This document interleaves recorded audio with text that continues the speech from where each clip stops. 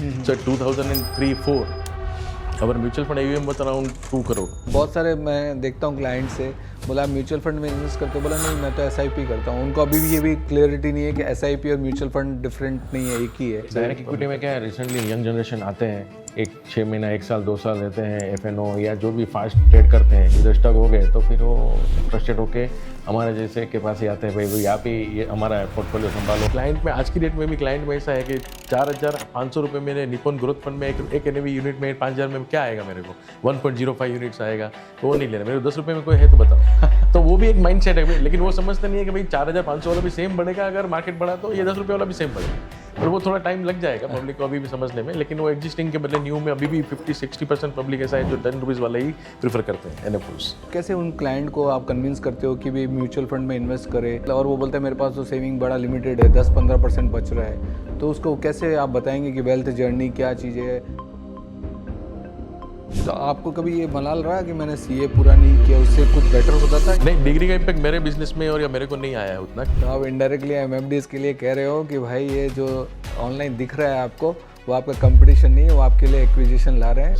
Yes, अगर अच्छा service और अगर अच्छा एडवाइस मिलता है ना डिस्कशन के लिए तो बहुत बेनिफिट है। और ये जो अब जैसे नए MFDs है, उसके पास में नए में कुछ क्लाइंट्स भी नहीं है, पर उसको इनिशियल स्टेज में समझ में नहीं आता किसको अप्रोच करे। ऐसा है हमारा एक्सपीरियंस, हमने देखा है कि कोई नया डायरेक्टली इनिशिएट चालू करने वाला बहुत कम देखे हैं, लेकिन अगर उसका फाइनेंस बैकग्राउंड है, से उसके फादर का फाइनेंस है या CA है या उनकी फर्म में है या कहीं उनको रिलेटेड टू फाइनेंस कहीं भी हो, तो हम उसको एडवाइस करेंगे कि आप ये बिजनेस में आइए। तो कैसा रहा इनिशियल स्टेज में, क्या स्ट्रगल थे? स्ट्रगल तो बेसिकली डैड ने पूरा एक प्लेटफॉर्म बना के दिया था, that platform we have to continue with this thing कि भाई हम लोग को वो संभालना है और उसको ग्रो करना है। अभी आप 675 करोड़ पे हैं, 1000 करोड़ टारगेट है हमारा 2030 के पहले। तो क्या एक्स्ट्रा कर रहे हैं उसके लिए?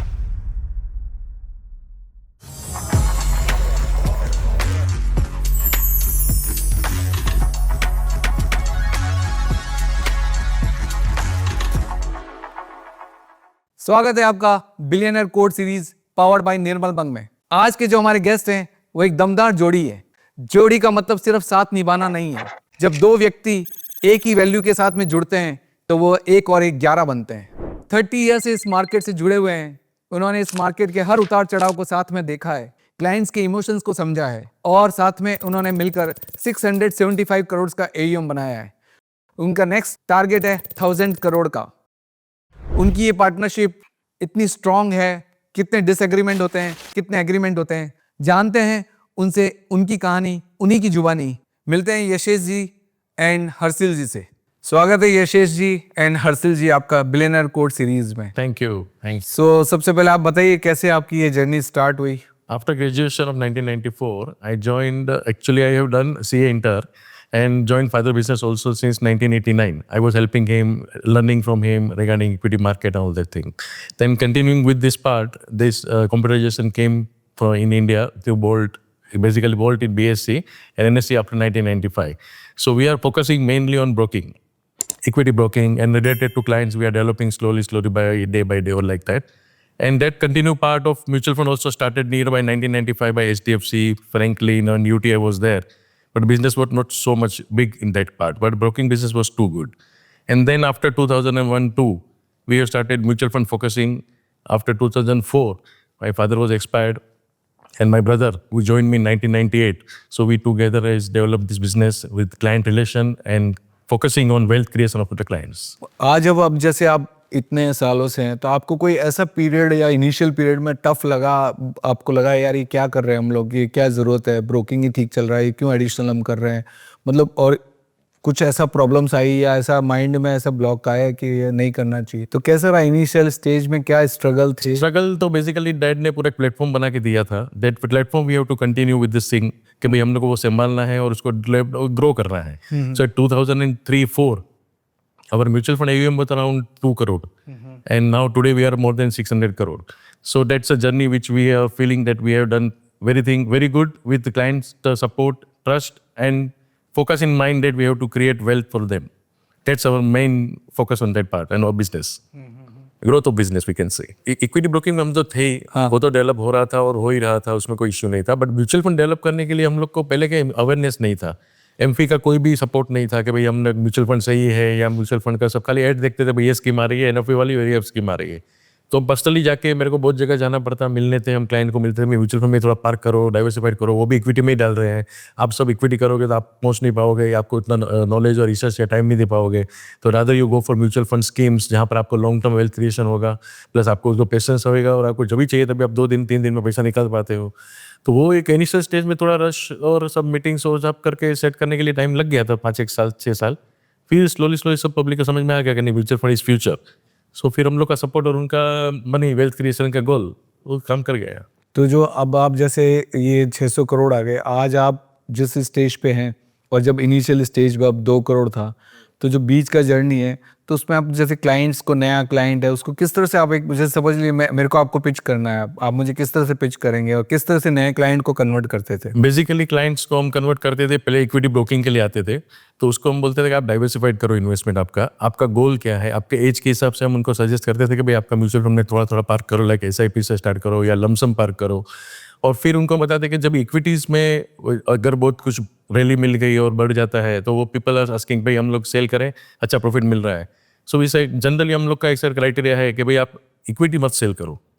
अगर आपको लगता है कि रियली नीड ऑफ मनी और एसेट क्लास कुछ डिफरेंट जा रहे हैं, प्रॉपर्टी लेना है या कुछ और कोई मैरिज है एजुकेशन के लिए, then only you sell equities, otherwise don't sell equity, we don't advise them to sell, and then only we can create a growth और वेल्थ इन योर लाइफ।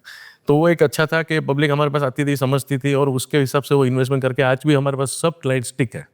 कोई ऐसा ये नहीं हो कि डिससेटिस्फाई होकर नहीं गया कि भाई चलो इनके साथ हमको मजा नहीं आया या रिटर्न नहीं बना या हमको एडवाइस नहीं मिली, सर्विस नहीं मिली। That never complain in this part, so our turbulence will be very less on this ground. So लेकिन जैसे बहुत सारे लोगों को होता है, उनको जैसे इक्विटी में एक्सपोजर ही नहीं है उनको, तो वो लोगों के लिए जैसे आप कैसे उन क्लाइंट को आप कन्विंस करते हो कि भी म्यूचुअल फंड में इन्वेस्ट करे, किस तरह से, मतलब, और वो बोलते हैं मेरे पास तो सेविंग बड़ा लिमिटेड है, 10-15% बच रहा है, तो उसको कैसे आप बताएंगे कि वेल्थ जर्नी क्या चीज़ है, सेविंग को किस तरह से इन्वेस्ट करना है? जो फर्स्ट टाइम आते हैं ना इन्वेस्टर्स, तो वो इक्विटी का सोच के आते हैं कि इक्विटी मार्केट में प्लस माइनस डेली हो रहा है, हम उसमें ट्रेडिंग करें या कमा लें शॉर्ट टर्म के लिए। तो दैट कस्टमर्स या जो क्लाइंट्स आते हैं हम उसको डिस्करेज करते हैं कि भाई आप डायरेक्ट इक्विटी स्टार्टिंग से मत करिए, go for mutual fund, expertise को आपका फंड दीजिए, let them give time, money and regular discipline of investments. On that ground only you will create some fund and wealth. After that, if you have surplus money more in earning or part, then you decide to go for direct equity and then you give some focus, give your research or study, and then more invest in equities rather than in mutual funds after some creating of wealth. तो public वो समझती है कि हाँ direct equity करेंगे और पैसा block हो गया पर्टिकुलर कोई स्क्रिप्ट में, तो कैसे होगा, फिर उसका पैसा स्टॉक हो गया तो बनेगा नहीं रुपया। जबकि म्यूचुअल फंड में ऑल डाइवर्सिफाइड सेक्टर में हम लोग ने आज तक सबको गाइडेंस दिया है कि आप उसमें ही इन्वेस्ट करिए, एटलीस्ट आपका एक सेक्टर नहीं तो दूसरा सेक्टर चलेगा तो आपको पे करके जाएगा। सो वो रिजल्ट उनको सबको अच्छा लगा और उसमें सब लोग का वेल्थ बनाया उसमें आज की डेट में। और ये जो अब जैसे नए MFDs है, उसके पास में नए में कुछ क्लाइंट्स भी नहीं है, पर उसको इनिशियल स्टेज में समझ में नहीं आता किसको अप्रोच करे, कैसे अप्रोच करे, तो उनके लिए आपको क्या एडवाइस करेंगे? जनरली जो नए MFDs आते हैं वो रेफरेंस से आते हैं, या तो वो कहीं जॉब करके फिर वहाँ से वो निकल के या तो ऐसा कुछ स्टार्ट करते हैं जिसको उसके पास कुछ क्लाइंट का बेस होना चाहिए या होता है, तभी वो लोग वहाँ से जॉब छोड़ के वो लोग ये बिजनेस में आते हैं। बेसिकली अभी तक तो हम लोग का एक्सपीरियंस वो देखा है कि भाई कोई बड़ी बड़ी NDs में होते हैं, वहाँ से क्लाइंट बेस वो संभालते थे, वो HNI क्लाइंट्स या सुपर HNI क्लाइंट्स, और उनका जो कनेक्टेड हो गया, इनको ये सर्विस कर रहा था, अभी वो छोड़ के उनके लिए पूरा डेडिकेट कर रहा है, फिर उसका नेचुरल मार्केट भी उसको डेवलप करने के लिए मौका ऑप्शन मिल जाता है जो उसको जॉब के नहीं मिलता है। तो वहाँ से हम लोग ने देखा है कि जो इनिशियली जो वहाँ पे जो वेल्थ क्रिएटेड या वेल्थी जो पीपल हैं उनके साथ जो ये डेवलप करते हैं ना, उनको ही संभालने में उनका पूरा AUM का ग्रोथ रहता है और उनको ही फोकस रहता है। बट वो नए क्लाइंट्स या नए उसमें डेवलप करने के लिए फिर उतना वो लोग इंकरेज नहीं होते जब तक वो क्लाइंट डिसकंटिन्यू नहीं होता है। तो ये तो आपने बताया जो ऑलरेडी जो किसी नेशनल डिस्ट्रीब्यूटर के यहाँ जॉब कर रहे हैं, नया कोई हम लोग के बंदर जैसा है, हमारा एक्सपीरियंस हमने देखा है कि कोई नया डायरेक्ट इनिशिएट चालू करने वाला बहुत कम देखे हैं जो हम लोग को अक्रॉस हुए हैं, और उनका एक्सपीरियंस नहीं मिला है। अगर कोई आता है और अगर उसका कुछ नेचुरल मार्केट को बेस बनाता है या इंश्योरेंस इंडस्ट्री कुछ बैकअप होगा फाइनेंस का, तो ही ये करना आज के रेट में एडवाइजेबल है। अच्छा, तो आप ये बताइए जो अभी आपके जो क्लाइंट्स हैं उनसे आप कितनी फ्रीक्वेंटली मिलते हैं और कैसे उनको, मतलब, कंसोल करते हैं या किस तरह से उनको संभालते हैं कि वो मार्केट में बने रहे? अभी के सोशल मीडिया के ज़माने में एक हम लोग ने एक समझो ग्रुप बनाया है या ब्रॉडकास्ट बना के हम उसके टच में रहते हैं, कोई ओकेशन पे उसको कॉल करते हैं या मैसेज करते हैं, और उससे कोई रेफरेंस के लिए फ़ोन करते हैं, बहुत दिन समझो बहुत टाइम हो गया मिले नहीं है, कुछ इन्वेस्टमेंट के लिए भी बात करना है और अदर देन इन्वेस्टमेंट के लिए भी बात करते हैं, कुछ उसका कुछ डेट है समझो बर्थडे है या एनिवर्सरी है और अपना क्लोज है इतना सालों से है, तो हम उसको कांटेक्ट करते हैं। और पोर्टफोलियो के लिए भी समझो कोई मार्केट क्रैश है या मार्केट में अपॉर्चुनिटी अच्छा है, अपना रिसर्च में या तो जो भी रीडिंग में ऐसा लगता है कि मार्केट में अच्छा अपॉर्चुनिटी है इन्वेस्ट करने का, तो भी हम उसको थ्रू ब्रॉडकास्ट, थ्रू ईमेल, अपना वेबसाइट और अपना जो प्लेटफॉर्म है यहाँ से भी हम डायरेक्ट कांटेक्ट उसको करते हैं। बट कोई स्टैंडर्ड गाइडलाइन नहीं है कि इतने में 2 महीने में या 1 महीने में क्वार्टरली मिलना है? नहीं, once in year we focusing client को, जब भी कोई आज इन्वेस्टमेंट करता है ना, तो हम उसको बोलते हैं कि आप वंस इन ईयर हम लोग को मिलने का ट्राई करिए। भले आपका रिक्वायरमेंट नहीं है फंड का, अगर एडिशनल फंड रिक्वायरमेंट इन्वेस्टमेंट के लिए है तो भी हम मिलेंगे, और अदरवाइज कुछ एट पार आपको जो भी फंड आपने सिलेक्ट किया है, क्योंकि हम तो MFDs हैं, तो वो लोग को हम रिसर्च परफॉर्मेंस दिखा देते हैं, भाई ये फंड कंसिस्टेंसी है, आप लोग को नक्की करना है कौन सा फंड में जाना है। फिर हम लोग का थोड़ा बैकग्राउंड और इनिशियल सपोर्ट मिलता है, और फिर वो अगर continue support with market peers के साथ कंपेरेबल करते हैं कि भाई ये आपको 12 टका दे रहा है, बाकी मार्केट में 15-16 रह रहा है, फ्लेक्सी कैप एग्जाम्पल, तो आपको वो चेंज करना है या स्टॉप ऐसा भी करना है या लमसम किसी और में करना है, तो डेट वी एक अंडरस्टैंड कि भाई 1 साल में एक बार मिलना जरूरी है। और आप जब जैसे क्लाइंट से मिलने जाते हैं तो जॉइंट मीटिंग करते हैं या कैसे, मतलब या अलग अलग रहता है? इसमें ऐसा है, ऑफिस में आए तो जॉइंट मीटिंग है, और कोई क्लाइंट के उसमें एंड पे जाना है या क्लाइंट के पॉइंट पे जाना है तो जनरली बेसिक डेटा मालूम रहता है। कुछ भी इंक्वायरी है, समझो टैक्सेशन में उसने CA इंटर किया है तो टैक्सेशन में उसको नॉलेज ज़्यादा है और वो टैक्स सब वही संभालता है सब, तो उसको पूछ के जाते हैं या वहाँ से भी फ़ोन कर लेते हैं। बाकी जॉइंट मीटिंग जनरली है, क्योंकि वो उसका क्लाइंट बेस अलग है, मेरा क्लाइंट बेस अलग है। और हाउ फ्रीक्वेंटली आप लोग उनके साथ में रिपोर्ट्स MIS वगैरह शेयर करते हैं, या मतलब उनको कुछ ऐप दे रखा? सिस्टम बेस तो एवरी मंथ या और एवरी क्वार्टर का हम लोग ने सिस्टम सेट किया है क्लाइंट का नीड के हिसाब से। कोई क्लाइंट बोलता मुझे एवरी मंथ चाहिए पोर्टफोलियो वैल्यूएशन, कोई क्लाइंट बोलता मुझे क्वार्टरली चाहिए, तो सिस्टम से शेड्यूलिंग हम लोग ने सेट कर दिया है, कर दिया। दूसरा, मीटिंग के लिए जो आपने बताया था उसमें एक पॉइंट रह गया है कि हम लोग ने 2021 से एक वेबिनार भी स्टार्ट किया है। एवरी 3 ईयर्स 4 ईयर्स में हम सोच रहे हैं कि इवेंट के हिसाब से, अपडेट्स के हिसाब से, टेक्नोलॉजी के हिसाब से करें। 2021 में हम लोग ने एक वेबिनार जनरल अवेयरनेस के लिए किया था, और क्यों म्यूचुअल फंड करना चाहिए और फाइनेंशियल प्लानिंग का क्या बेनिफिट्स हैं, वो हिसाब से हम लोग ये तो रेगुलर कर रहे हैं एवरी एनुअल मीट जैसा? एनुअल मीट जैसा, बट फिलहाल तो ऑनलाइन किया है, कोई फिजिकल नहीं किया है। इन्वेस्टर मीट INIP बोलता है, इसी टाइप बोलते हैं ना। हाँ, नहीं बिल्कुल सही बात है। और फिर आपको कैसे मतलब आइडेंटिफाई कैसे करते हैं किसी क्लाइंट का टॉपअप करवाना है या उससे और एडिशनल इन्वेस्टमेंट लेना, तो आप आइडेंटिफाई करते हैं या क्लाइंट सामने से अप्रोच करता है तभी? या क्लाइंट आएगा तो मुझे अप्रोच करना पड़ता है। नहीं, मैं एग्जिस्टिंग क्लाइंट। एग्जिस्टिंग सामने से ही आता फंड। बट आप सामने से कभी किसी को बोलते हैं कि ऐसा अपना मैसेज जाता है, उसमें हम डालते हैं कि भाई ये अपॉर्चुनिटी है, मार्केट में बिल्ड करो, या कोई NFO अच्छा आया है, एग्जाम्पल जैसा कोई भी लेटेस्ट NFO आता है, स्मॉल कैप है या डिविडेंड XYZ अच्छा फंड मैनेजर का है या अच्छा AMC का है, तो हम लोग उसको अप्रोच करते हैं। और कभी कभी क्लाइंट भी सामने से बोलता है कि ये NFO आया है, करने जैसा है क्या, तो हम उसको गाइड करते हैं और हम लोग उसको मैसेज करते हैं। How frequently clients call you, means like उनका कॉल सामने से कितने आता है? एवरेज महीने में एक बार 2 बार आता है, क्योंकि हमारे पास दो वर्टिकल है, इक्विटी डायरेक्ट ब्रोकिंग है और म्यूचुअल फंड के थ्रू है। ठीक है, दोनों से हम रिलेशन कर बनाते हैं और बिजनेस करते हैं। बट आजकल इक्विटी में क्या है, IPO के हिसाब से सब पूछते हैं कि IPO भरना है नहीं भरना है, तो उस हिसाब से मैसेजिंग या कौन पे बात हो जाती है, इंटरेक्शन हो जाता है, तो उससे साथ साथ फिर हम म्यूचुअल फंड के लिए भी बात कर सकते हैं, तो दोनों साथ में हो जाता है। बट डायरेक्ट क्लाइंट वाले को म्यूचुअल फंड पसंद आता है, मतलब कैसे? हाँ, वो हमारे हाथ में है ना, कैसे हम लोग उसको कन्वर्ट किया। 80% क्लाइंट है इक्विटी डायरेक्ट भी करते हैं और म्यूचुअल फंड में भी उसका पोर्टफोलियो बना के रखा है। तो क्या गुरु मंत्र क्या है उसे? रिलेशन, गुरु का मंत्र एक तो रिलेशन है, दूसरा सर्विस और सर्विस और एक्सपीरियंस। जब भी हम कोई हमारा प्रोफाइल देखता है तो सिंस 1978, ठीक है, फादर ने चालू किया, हम लोग 94 98 से ज्वाइन हुए, 2000 से ज्वाइन हुए, बट जो कंपाउंडिंग का हमारे पास एक्सपीरियंस है, जैसा 2015 में जो रिलायंस म्यूचुअल फंड का जो एक्सपीरियंस है हम लोग का, वो हिसाब से भी हम एक पब्लिक को बोलते हैं कि जितना आप टाइम दोगे कंपाउंडिंग के लिए वेट करोगे, मीन्स जितना आप टाइम दोगे ज़्यादा इन्वेस्टमेंट में, उतना आपको कंपाउंडिंग इफेक्ट वेल्थ क्रिएट हो सकता है। तो जब उस वक्त जो क्लाइंट को कन्विंस करने में जो टाइम या एनर्जी लगती थी, आज उतना ही लगता है कि आज लगता है नहीं, इन्वेस्टर अवेयर है? बहुत अवेयर है। बहुत अवेयर है, स्कीम भी खुद तो अब आप एमपी को इस बार थैंक यू भी बोली थे भाई नहीं, एमपी को थैंक यू बोल, वही बोल रहे हैं ना कि हम रेगुलेशन का जो भी चेंजेस आते हैं हम एक्सेप्ट करके आगे बढ़ रहे हैं। भले कुछ गलत आते हैं, कुछ सही नहीं होते हैं, लगता है कि ये गलत है और कंप्लायंसिस है, बट अभी जो ठीक है वो है सबके लिए। एक जन मिस्टेक करता है 99 उसका ये कर रहा है। तो एमपी का कैंपेन का बड़ा फायदा हो रहा है। बहुत पब्लिक को अवेयरनेस बहुत है। म्यूचुअल फंड से पूछते हैं म्यूचुअल फंड क्या है अभी आजकल, पहले क्या गोल्ड का कोई पूछता नहीं था। हाँ पैसा है इन्वेस्ट कर तो देखते हैं फिर निकालेंगे, बढ़ गया 50% तो निकाल देते थे।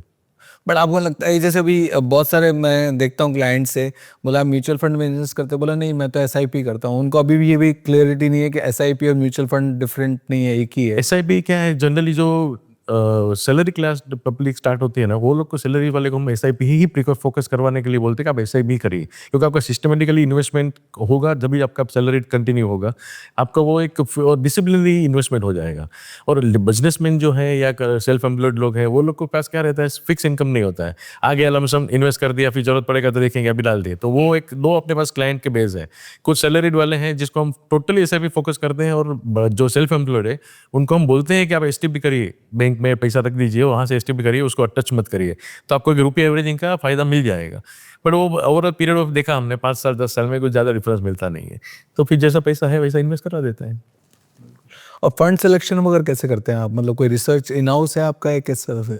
रिसर्च में ऐसा है कि फंड सिलेक्शन जनरली हम लोग और वैल्यू रिसर्च है या एडवाइजर खोज है, और उसका और दूसरा एक हम लोग ने एक प्लेटफॉर्म मिस्टर बोस्टर बॉन्ड का प्लेटफॉर्म है, तो सबका सब्सक्रिप्शन लेके रखा है। तो उसके थ्रू उसके बेसिस पे पास्ट परफॉर्मेंस, करंट सिचुएशन क्या है, पोर्टफोलियो क्या है, उसके बाद हम क्लाइंट को सर्विस देते हैं। और आपका खुद का पर्सनल भी उसमें तो वो तो ऑलवेज इनपुट रहता है, अभी ये कंसिस्टेंसी हम लोग का मेन फोकस रहता है जनरली, रादर देन अभी एनएफओ आया 10 रुपए के भाव में, तो क्लाइंट बोलेगा 10 रुपए के भाव में। अभी क्लाइंट में आज की डेट में भी क्लाइंट में ऐसा है कि 4,500 रुपए मेरे निपन ग्रोथ फंड में एक एनएवी यूनिट में 5,000 में क्या आएगा मेरे को, 1.05 यूनिट्स आएगा, तो वो नहीं लेना मेरे को। 10 रुपए में कोई है तो बताओ।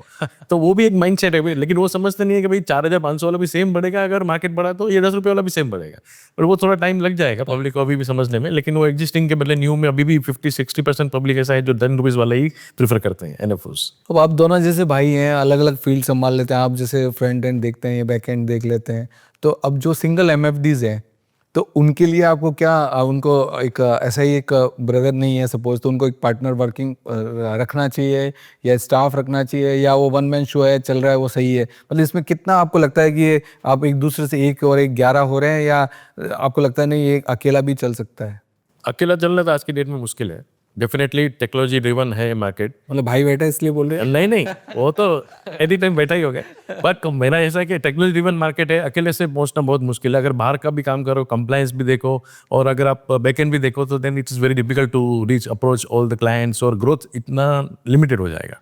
तो अगर कोई सेम पार्टनर और सेम थिंकिंग वाला आदमी मिल जाता है एज ए पार्टनर और as a coworking partner, तो बेस्ट ऑप्शन है आज ग्रोथ करने के लिए, फास्टेस्ट स्पीड हो जाएगा उसमें। मेरा व्यू ऐसा है, व्यू तो दोनों का सेम है, बट ओवरऑल व्यू ऐसा है कि एक टीम बना के चलना चाहिए, जो team means hand to hand team रहे, जो सेम माइंडसेट वाले। और मैं वो भी सोचता हूँ, मेरे पास 5 जन की जो टीम है, वो मैं उसको ऐसा भी सोचता हूँ, हर एक इवेंट में भी उसको मैं भेजता हूँ। ऐसा है कि जो मेरा थॉट है, मेरा जो नॉलेज है और मेरा जो स्किल है, वो लोग उसके नज़दीक आने चाहिए या उससे ऊपर जाने चाहिए, तो ही मैं उन लोग के साथ आगे ग्रो कर सकता हूँ। क्योंकि मैं अकेला ग्रो करूँगा और वो पीछे रह जाएंगे, तो वो पॉसिबल नहीं है। तो वो सबको भी मैं सेम पैरिटी में लेना चाहता हूँ आज और अभी ला ही रहा हूँ, और वो भी इसके लिए भी ट्राई कर रहा हूँ। बहुत सुंदर विचार। तो अब ये आप जैसे आप छोटे भाई हैं, तो डांट वांट पड़ती है क्या, कैसे? तो सिखाने में मैं वही बोलता ना, जो भी सर्विस पार्ट और जो इक्विटी का जो रिस्क पार्ट है, वो मैंने उससे ही सीखा है। ठीक है, तो कभी कभी डांट भी पड़ती है कि भाई ऐसा नहीं ऐसा करना चाहिए था, ऐसा नहीं ऐसा करना चाहिए था, ऐसा। बाकी तो वो तो चलता है शायद, पार्ट सीखना जरूरी है, और डांट के बिना सीख नहीं सकते। बिल्कुल बिल्कुल सही बात है।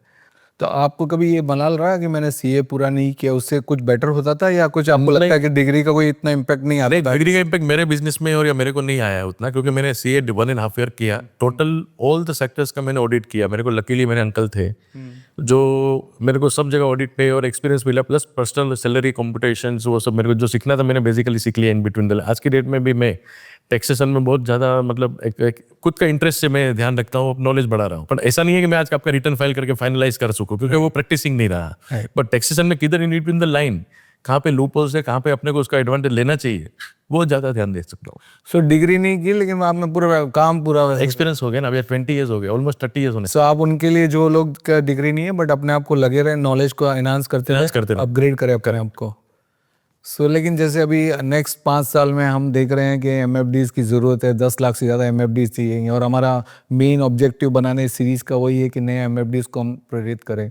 तो आप मतलब अभी जैसे सब लोग यही बैठे हैं कि भाई जो पहले या तो मतलब कर रहा था वेल्थ में जॉब और उसने कन्वर्ट किया, बट हम कह रहे हैं कि आप नए जो फ्रेशर्स हैं जैसे सीए पास आउट किया है या बीकॉम है बट उसको ये अगर इस पर थोड़ा सा फोकस करे तो ये नेक्स्ट बन सकता है, तो उन लोगों के लिए आप कैसे मोटिवेट करेंगे उनको कि भाई आप नॉर्मल दूसरी लाइन की जगह ये जॉब भी आप देख सकते हैं? जी, जॉब देखने का अगर एंटरप्रेन्योर बनना है उसको, लेकिन अगर उसका फाइनेंस बैकग्राउंड है, से उसके फादर का फाइनेंस है या सीए है या उनकी फर्म में है या कहीं उनको रिलेटेड टू फाइनेंस कहीं भी हो, तो हम उसको एडवाइस करेंगे कि आप ये बिजनेस में आइए, डेफिनेटली ग्रो करिए, एजुकेट होइए ये खुद के लिए, रिसर्च में जाइए, म्यूचुअल फंड मैनेजर से मिलना है, मीटिंग्स में इंटरेक्शन विद अदर एमएफडीज, तो वो आपको ग्रो करने में और रिलेशन बिल्ड करने में बहुत फायदा होगा और वो आगे जाके आपको, लेकिन आपको उसमें पैसेंस रखनी पड़ेगी और you have to give time.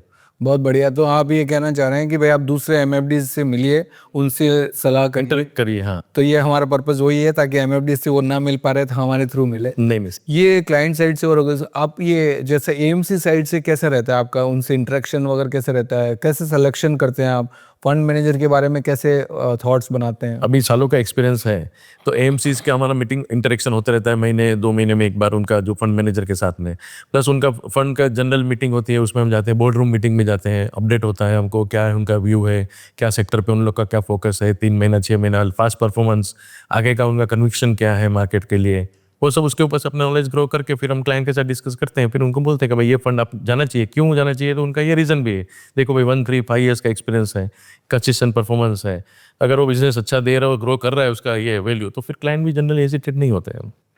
पर आप तो जैसे इतना बड़ा एम लेके बैठे हैं तो शायद फंड मैनेजर आपको पूछता भी है और उस हिसाब से सेल्स वाले भी आपको मीटिंग भी करवाते हैं। Correct. बट जो इनिशियल नया एमएफडीज है जिसका अभी इतना एम नहीं है, जस्ट शुरुआत है, तो वो एएमसी के साथ में कैसे कांटेक्ट करें? वो आरएम के थ्रू उसको कनेक्ट करके उनकी जो मीटिंग्स रहती हैं एवरी मंथ, सब एएमसी की कुछ ना कुछ रहती हैं अपडेट्स के लिए या फंड मैनेजर मिक्स, उसमें जाके उसको नॉलेज ग्रो करके फिर कनेक्टिविटी बनानी चाहिए। और अगर वो फोकस करता है कि मेरे को 4-5 फंड के ऊपर बिजनेस भी फोकस इनिशियल स्टेज में करना है, then he can go inside in depth of that funds and fund managers and exclusivity part. बिल्कुल। क्योंकि इनिशियली कहाँ ही थे तो स्टार्ट करना है, और एक सा तो नहीं है कि आज मैं स्टार्ट किया और कल से मैं एकदम टॉप पे पहुंच जाऊंगा, तो वो उसको टाइम देना है, और टाइम ही इंपॉर्टेंट है, और सब मीटिंग्स अटेंड करना है, क्लाइंट को भी मिलना है, क्लाइंट के साथ भी बैकएंड में भी उसको सर्विस सपोर्ट देना है, इसीलिए हमने बताया कि टीम वर्क होगा ना तो बेस्ट ऑप्शन रहेगा उसके लिए। और इसमें जैसे आपको कोई बड़ा क्लाइंट है और आप वो चाहता है कि मुझे इस पर्टिकुलर फंड मैनेजर से मिलना है, तो ऐसा होता है कभी आप मिलवा पाते हैं? एएमसी हम लोग को बोलते हैं आपको जब भी किसी को भी मिलना है फंड मैनेजर को, कोई क्लाइंट के साथ रिक्वायरमेंट है तो हमको बताइएगा, हम आपको अरेंज करके देंगे, आप उधर आके मिलेंगे, या आपको लगता है वीडियो कॉल करना है, कॉन कॉल करना है, तो हम वो भी करा सकते हैं। एआईएफ में ज़्यादा वो लोग आजकल देते हैं फोकस कि भाई एआईएफ में कोई रहेगा क्लाइंट को बड़ा, क्योंकि 1 करोड़ भी टिकट साइज है, और क्लाइंट 1 करोड़ इन्वेस्ट करेगा तो एक बार उसको सोचेगा भी कि 1 करोड़ हम डाल रहे हैं तो ये फंड का क्या है, आदमी कौन संभालने वाला है। So on that ground possibilities होती है, बट आज तक ऐसा कोई रिक्वायरमेंट हुआ नहीं है।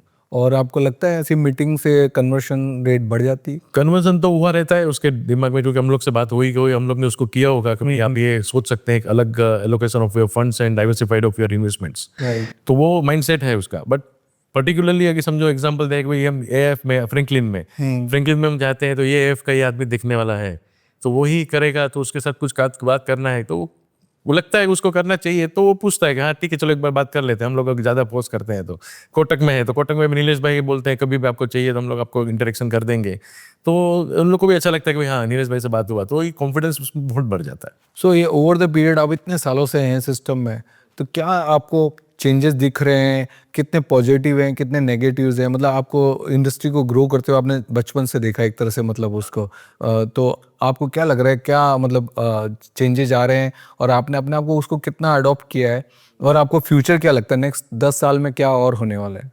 इसमें ऐसा है कि जो चेंजेस आए हैं उसको हमने एक्सेप्ट किए हैं, कोई भी चेंजेस आने दो। 2012 से वो एंट्री लोड का जो भी सिस्टम था, ट्रेल कमीशन का ये जो मैटर आया, प्लस अभी एक्सपेंस रेशियो का भी चल रहा है, जो हिसाब से सबको हम एक्सेप्ट करके ही चलते हैं।